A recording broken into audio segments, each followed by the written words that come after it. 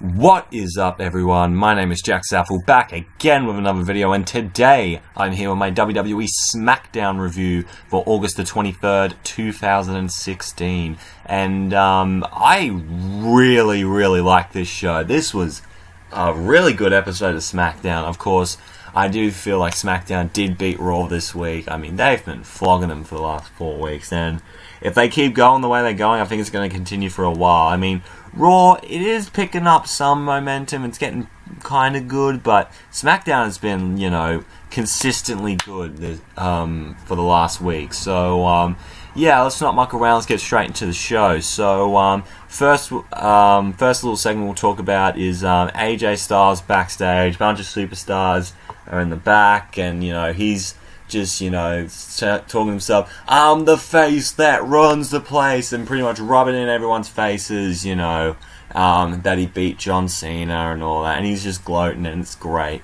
And of course, Dolph Ziggler, he's got his head down because, you know, he's feeling disappointed about losing against Dean Ambrose at SummerSlam for the WWE World title, and then AJ's like, what are you doing in here, you know? Why you got a sad face? Oh, why? Because you lost? Well, guess what? I don't like losers. And Ziggler just loses it and just beats up AJ Styles, and, you know, others, and all the superstars are kind of holding him back. And you know, that's how we start off with the intro, and then we get to the ring with the GMs with the tag team and women's division, and we see two new championships. It is the SmackDown tag team titles and the SmackDown women's title, which are pretty much exactly the same. My God, WWE is so original with creating belts, but they're actually not that bad, to be honest with you,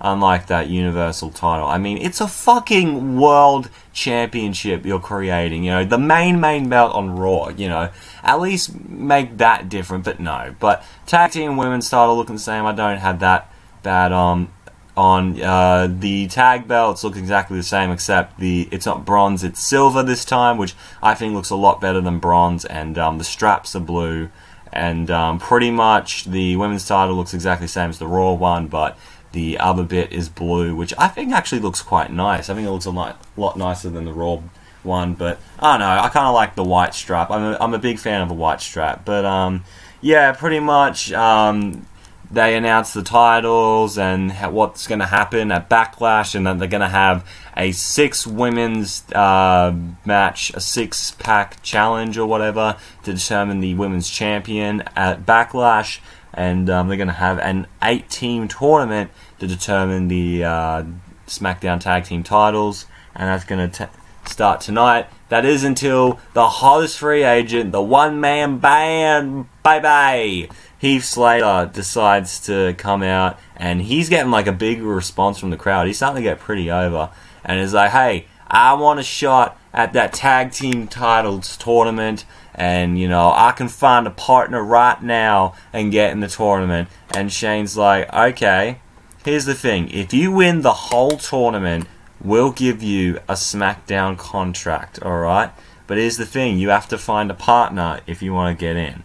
And so Slater's like, you know what, I can easily find, you know, an opponent, tag partner and all that. So he's, you know, thinking he's the top shit. And then AJ Styles comes out and pretty much, you know, wants to say, look, who cares about you women and tag teams? I beat John Cena. And then Ziggler attacks him from behind again. So the tension is really going on between these two guys. And so it's announced later on that Ziggler is going to face AJ Styles. So we have our first match, which is Becky Lynch versus Alexa Bliss, and this was an alright match. Natalya and Naomi were on commentary, and so Becky was doing all her moves and all that, and she hits her flying firearm in the corner, but of course she hits the disarmer on her to pick up the win. And so Heath Slater is backstage, and he's still trying to look for a partner, and he sees The Miz there, and he's like, oh yeah, Miz, do you want to come be my partner? And he's like, yes, that'd be very good. But it turns out he's talking on an earpiece to probably one of his agents somewhere, and he looks at Marisa saying, I'm going to be in the new Indiana Jones movie, and they're so happy. Is there going to be a new Indiana Jones movie? I think there is, but if you've seen the last one, I don't know if they should do a 5th one, but who knows, it could be good, I guess. But anyway, we'll move on to the next match. It is the first match in the Tag Team Championship Tournament. It is the Usos taking on the Ascension. And you got your standard tag team match here. The Usos got the win after the big splash from the top. And yeah. Afterwards, they look to ringside and pretty much point at the tag belts. And yeah. And then we get AJ Styles coming out, making his third appearance for the night. And he brags about, the win over John Cena. And he says, Cena fans, you can come be fans of AJ Styles so you won't have to enjoy a loser. And that he goes on about being the face that runs the place.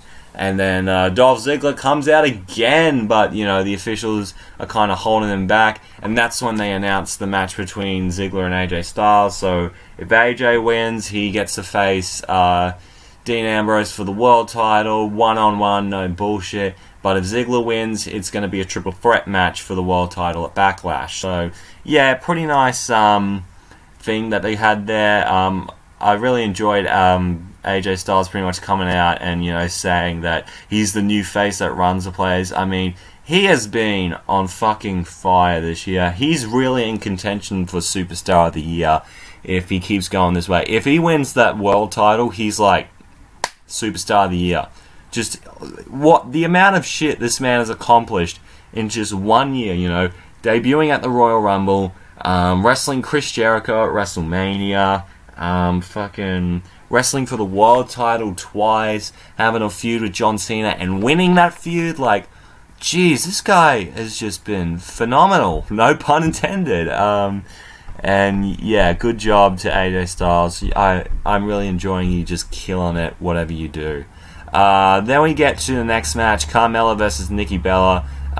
It was going to start, and Nikki's doing an entrance and all that, and they talked before, and they do like an interview with Nikki, and it's like, oh, how's it feel, coming back to the WWE? And she's like, what, I'm feeling good, my neck's feeling a lot better, and I want to thank everyone for helping me out. And then Carmella just attacks Nikki Bella, beats the shit out of her, does like a DDT or whatever, and I think the fans start booing Carmella. So have we got a double turn or whatever? Because Nikki Bella joined the heel team. Now she's come back as a face, but then again, I thought she was just a face all along.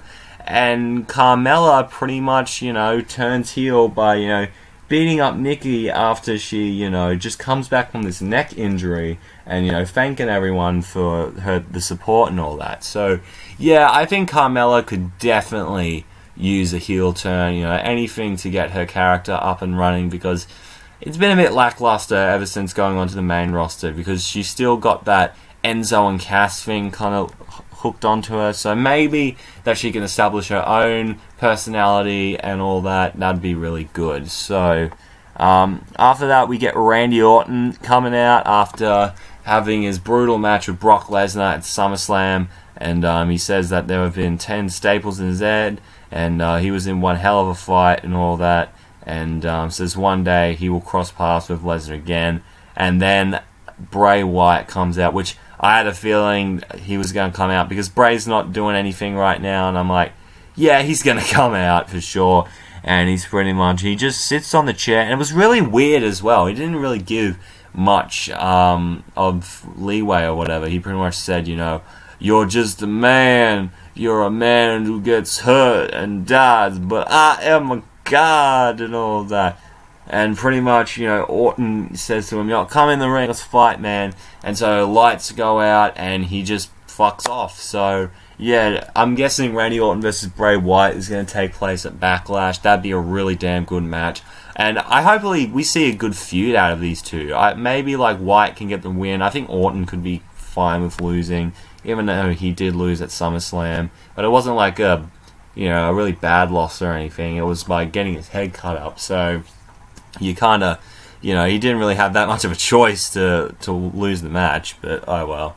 So we get Shane McMahon talking to the ref, and Charlie Caruso, the new talker, the new interviewer or whatever, pretty much asks about, okay, what's going on with Brock Lesnar right now? And Shane says, you know what, he crossed the line and all that. And then she brings up how Stephanie McMahon said there'll be repercussions, and do you think she's taking this seriously, giving him a $500 fine? And, you know, Shane says, no, I don't think so, and all that stuff. So, yeah, I feel like this could lead to something with Brock Lesnar taking on the McMahons in the future.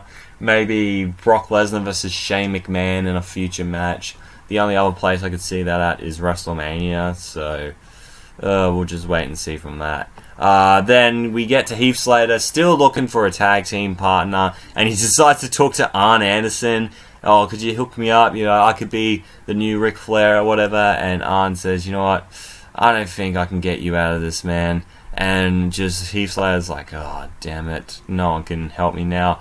And then Rhino, the guy who beat Heath Slater like a few weeks ago, or was it last week, or who knows, and says, hey, you looking for a partner? You know what, I can help you out, dude. And, you know, Slater's like, oh, really? That's cool, man. And all that. So, yeah, a Heath Slater and Rhino team, I'm down with that, you know. I have a feeling they could win the tag team titles, because the way they've been building Heath Slater, they've been building this great storyline of Heath, you know, trying to get a contract, trying to get drafted and all that, real bad. And so I think this could be it. I think this could be the bit where, like, Heath Slater finally gets signed and wins the SmackDown tag team titles, and who knows, these two could be a really cool, fun tag team. So who knows with that. Very excited to see what they do with Heath Slater and Rhino.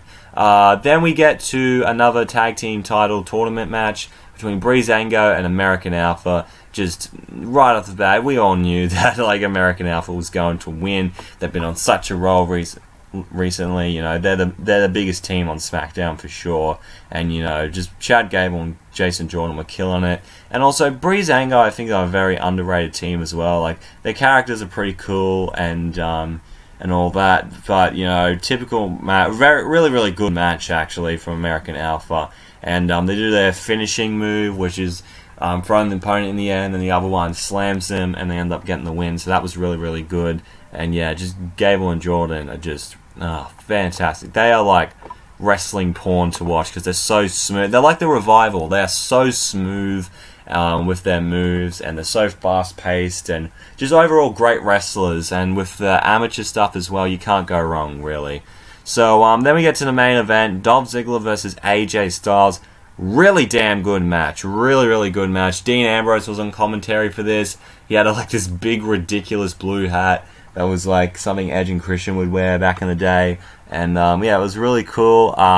Lots of awesome stuff happened in this match. So, you know, AJ did his 450 splash off the top rope, but he missed. Ziggler hit the zigzag, but he kicked out. And in the end, AJ Styles hit the Styles Clash 1, 2, 3, and beats Dolph Ziggler. And he's going to be AJ Styles versus Dean Ambrose for the WWE World Title at Backlash. That's going to be pretty fucking cool. And also, by the way, Dean Ambrose was the best commentator tonight. Well, besides Mauro Ranallo, but still, Dean Ambrose was a better commentator than JBL and David Otunga by far. And so Styles, you know, knocks Ambrose's headset off, and they have a stare down, you know, Ambrose holds the title up, and that's how we end the show. So, yeah, really good show from SmackDown. I mean, they set up a lot of good stuff for Backlash, involving the tag titles, women's title, WWE World title. We're going to see... So, this is the matches I think are going to happen so far. So, we've got... so, let's have a little prediction so far, what the Backlash card is going to be. Styles versus Ambrose has been confirmed for the WWE World title. The six-pack women's match for the women's title. I think the final is going to be American Alpha and someone, and Heath Slater and Rhino. Those two teams I think are going to go for the belts. Bray Wyatt versus Randy Orton, that's going to be a match. And Dolph Ziggler's going to have to wrestle someone. But and an IC title match, I'm guessing. So, yeah, I thought this was a really good SmackDown. And thank you guys for watching. I hope you have enjoyed it. If you did, make sure to leave a like, comment down below what you thought of this episode of SmackDown. If you want to see more from me, hit that subscribe button. You'll be glad you did. Twitter and Instagram. JackmanLaw31 if you want to check me out there. Also check out the Bullshit Club, Mr. HTV, and the 5/8. The links will be in the description below. Thank you so much for watching, and I am out in 3, 2, 1.